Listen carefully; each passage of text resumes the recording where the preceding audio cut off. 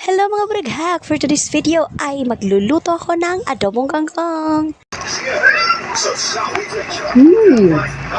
Perfect.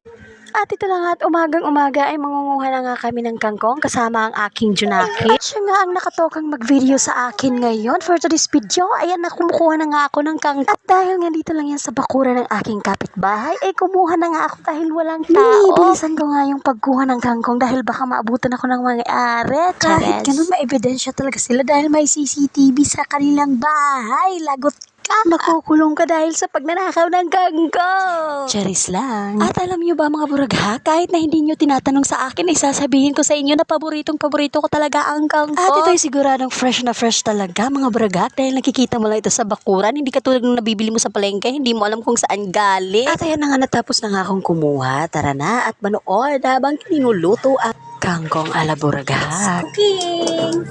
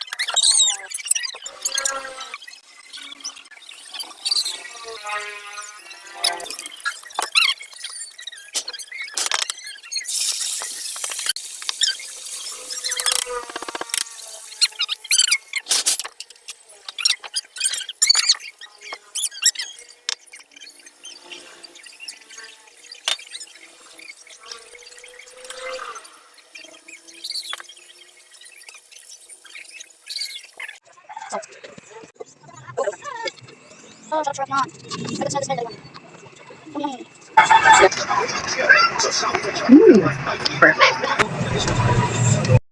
Wow, yummy! Papa ka na yan! Paparami kain ko nito. Bago matapos ang video na ito, huwag kalimutan mag-like, comment, and share mga buragha. Para sa chance na mapili, di ba? At kung sisipagin ay paki-comment na lang sa baba kung saan na nakarating ang video ko. Huwag rin kalimutan mag-follow sa aking profile account mga buragha. Para updated kayo sa aking mga kalurungan. Hanggang sa susunod na video. Salamat!